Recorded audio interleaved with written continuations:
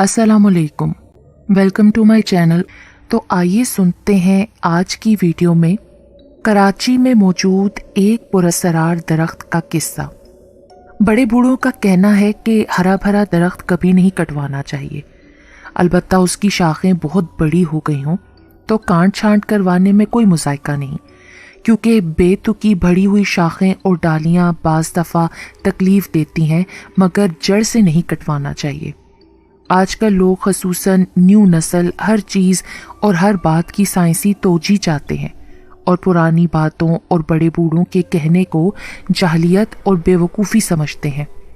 पुराने ज़माने के लोगों का कहना है कि दरख्तों पर जिन्नात का बसेरा होता है, इसलिए दरख्त कटवाने से उनको तकलीफ़ होती है, यानी उनके ठिकाने बर्बाद हो जाते हैं और वो बेघर हो जाते हैं।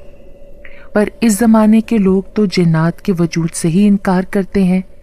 कुछ लोग उनके वजूद को मानते तो हैं, मगर उनका कहना है कि अब ये मखलूक आबादी या घरों में नहीं रहती। बहरहाल लोग कुछ भी कहें, लेकिन हकीकत ये है कि कहीं कहीं आबाद घरों में भी जिन्नात का बसेरा होता है और पुराने और घने दरख्तों पर तो उनका बसेरा लाजमी होता है। ख़ुसूसन नीम, बेरी और अनार के दरख्त पर तो उनका बसेरा होता ही है। बड़े बड़े स्कूल्स और कॉलेजेस में बहुत घने और पुराने दरख्त हैं, जैसे नीम का दरख्त, पीपल का दरख्त, बेरी का और कुछ फलदार दरख्त भी लगे होते हैं, जैसे आम, जामुन और बादाम। ज़रूरी नहीं कि उन पर जिन्नात का लाजमी बसेरा हो, मगर अक्सर दरख्तों पर उनका बसेरा ज़रूर होता है। कराची में फेडरल बी एरिया के एक मशहूर इलाके में भी एक बड़ा और मशहूर स्कूल है, जिसमें 4 स्कूल लगते हैं, यानी सुबह की शिफ्ट में 2 स्कूल लड़कियों का लगता है, एक प्राइमरी और एक सेकेंडरी, और दोपहर की शिफ्ट में लड़कों के 2 स्कूल, एक प्राइमरी और एक सेकेंडरी।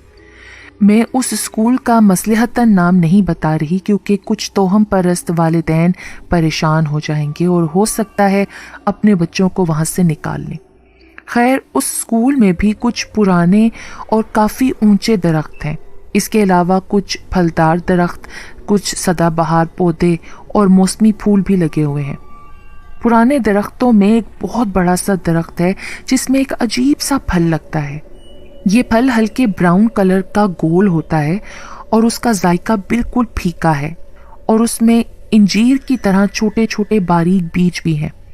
कुछ लोग कहते हैं ये गोलर के किस्म का कोई फल है, लेकिन ये गोलर है ना इंजीर, लेकिन खाने के काबिल नहीं है।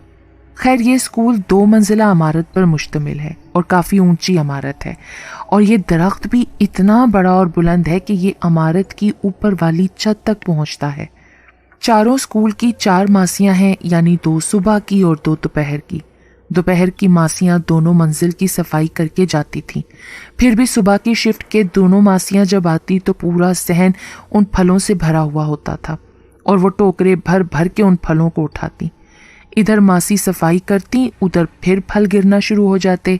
जब बच्चों की आमद शुरू होती तो बच्चों के पाँव में आकर वो कुचल कर चपटे हो जाते और ज़मीन पर चिपक जाते, जिससे बच्चों को फिसल कर गिर जाने का खतरा होता। यूं बेचारी मासियां फिर सफाई में जुट जाती। एक दफ़ा सेकेंडरी स्कूल की हेड मिस्ट्रेस उस फल पर पाँव पड़ने से फिसल कर गिर गई, जिसके नतीजे में उनके पाँव में फ्रैक्चर आ गया और 4 हफ्तों के लिए प्लास्टर चढ़ गया। गर्ज के उस फल की वजह से अब सबको तकलीफ होने लगी थी। हेड मिस्ट्रेस के गिरने वाले वाक़ये के बाद चारों मासियों ने शोर मचाना शुरू कर दिया कि इस दरख्त को बराह करम कटवा दें। इस दरख्त का कोई फ़ायदा है तो नहीं, बल्कि हम सबको इससे ख़तरा है कि कोई भी फिसल कर फलों के ऊपर से गिर सकता है, और काम और भी बढ़ गया है। ख्वाम ख्वाह में सिर्फ गंद ही गंद हो रहा है। इस मुतालबे में सुबह की शिफ्ट की दोनों मासियां पेश थीं। सुबह की हेड मिस्ट्रेस पूरा दरख्त कटवाने के हक में नहीं थी। मासियों के शोर मचाने पर मजदूरों को बुलवा कर उसकी शाखें और डालियां जो बहुत ज़्यादा बढ़ गई थीं, उनको कटवा कर थोड़ा साफ करवा दिया गया। लेकिन चंद ही दिनों बाद वो दरख्त फिर तेज़ी से बढ़ना शुरू हो गया और उसकी शाखें फिर आसमान को छूने लगीं। फलों की तादाद भी बढ़ गई और मासियों को फिर से ज़्यादा मेहनत करना पड़ गई। उनका मुतालबा फिर से जोर पकड़ने लगा कि इस दरख्त को बराह करम जड़ से कटवा दें, मजबूर होकर हेड मिस्ट्रेस ने उस दरख्त को जड़ से कटवाने का फैसला कर ही लिया। मुश्किल ये थी कि दरख्त जड़ के पास से इतना बड़ा और मोटा था कि उसको काटना बहुत मुश्किल हो रहा था। वो फौलाद की तरह मजबूत और इतना चौड़ा था कि बड़ी कुल्हाड़ी से भी नहीं कट रहा था। चौकीदार और चपरासियों ने मिलकर कई दिन कोशिश की मगर तना काटने में कामयाब नहीं हो सके। फिर से मजदूरों को बुलवाया गया, वो भी कोशिश के बावजूद तना नहीं काट सके। हाँ, इतना हुआ कि तमाम शाखें, डालियां और दरख्त जहां पर से कम चौड़ा था उसको काट दिया गया। तने को मजबूरन छोड़ दिया गया। तमाम पत्ते, शाखें और फल ख़त्म हो गए। मासियाँ भी खुश हो गईं कि अब टोकरा भर भर के फलों को उठाकर फेंकना नहीं पड़ेगा। दरख्त को काटने के बाद 2 दिन की छुट्टी आ गई, यानी हफ्ता और इतवार। पीर के दिन जब स्कूल खुला तो मासी ने देखा कि तने के इर्द गिर्द काफ़ी पानी पड़ा हुआ है जो आहिस्ता आहिस्ता सहन में फैल रहा था। मासी समझी कि शायद चौकीदार ने सहन धोया है, क्योंकि अक्सर छुट्टी वाले दिन स्कूल का सहन धुलता था।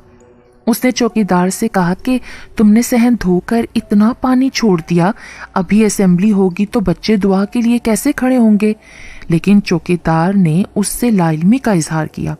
उसने कहा, मैंने तो भाई आज सहन धोया ही नहीं, तो फिर ये पानी कहाँ से आया? बारिश भी नहीं हुई, तुम स्कूल में रहते हो, तुम्हें पता ही नहीं चला। मासी ने तशवीश से कहा।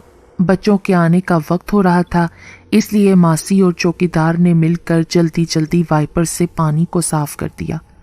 उस दिन बात आई गई होगी, लेकिन दूसरे दिन सुबह फिर सहन में पानी भरा हुआ था और दरख्त के इर्द गिर्द फिर जमा हो रहा था और सहन में फैल रहा था।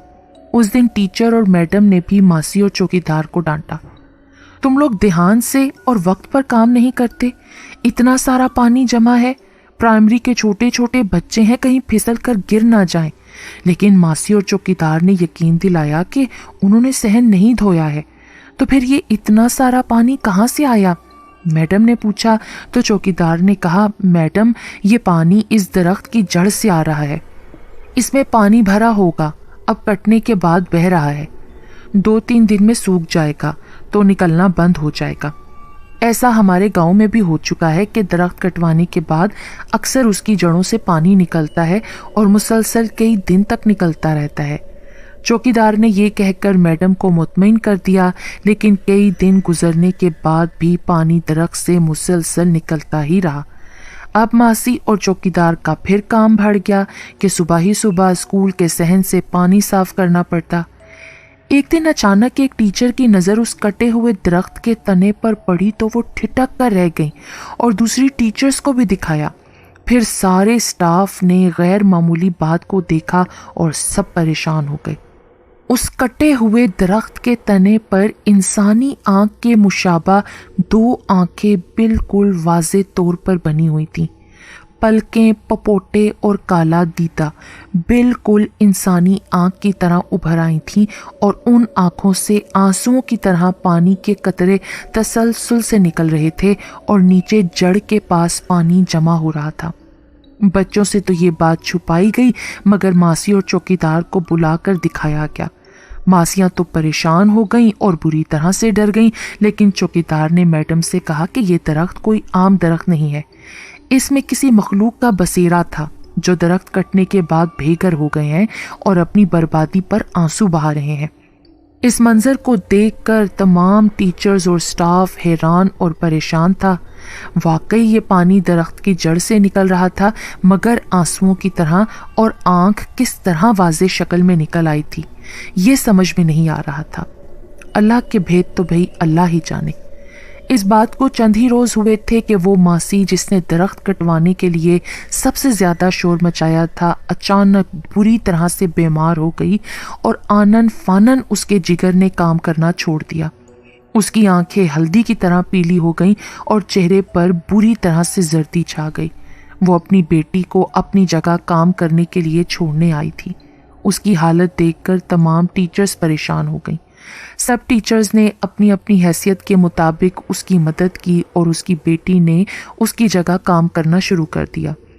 اس کو کام کرتے ہوئے چند ہی دن ہوئے تھے کہ اسکول سے گھر واپس جاتے ہوئے اس کا زبردست ایکسیڈنٹ ہو گیا اور وہ وہاں جاں بحق ہو گئی۔ ماسی نے پھر اپنی جگہ اپنی بہو کو بھیج دیا کہ جب تک اس کی طبیعت ٹھیک نہیں ہوتی وہ اس کی جگہ پر کام کرے، مگر پتہ نہیں پھر کیا ہوا۔ اس کو آئے ہوئے پہلا ہی دن تھا، کام ختم کر کے وہ واپس گھر گئی اور گھر جاتے ہی اس کا بی پی اتنا شوٹ کر گیا کہ اس کو برین ہیمریج کا دورہ پڑا اور وہ بیچاری بھی آنن فانن ختم ہو گئی۔ ماسی کو اس بات کا بہت صدمہ ہوا۔ جوان بیٹی اور جوان بہو جو امید سے بھی تھی اچانک ہی مر گئی۔ وہ اس غم کو برداشت نہیں کر سکی اور وہ بھی چند دنوں میں ہی انتقال کر گئی۔ یہ خبر سن کر سب کو بہت افسوس ہوا۔ سبھی کے ذہنوں میں یہ خیال بیٹھ گیا کہ ایسا درخت کٹوانے کی وجہ سے ہوا ہے۔ سب کو ایک ہی خیال آ رہا تھا کہ درخت پر واقعی غیر مرئی مخلوق یعنی جنات وغیرہ کا بسیرا تھا، اس لیے درخت کٹوانے سے ان کو تکلیف پہنچی اور اب وہ اپنا انتقام لے رہے ہیں۔ اس کی زد میں اور کون کون آتا ہے، سبھی اپنی جگہ خوفزدہ تھے۔ اب سب کو بڑوں کی کہی ہوئی باتوں کا یقین آ رہا تھا کہ درختوں کو کیوں نہیں کٹوانا چاہیے۔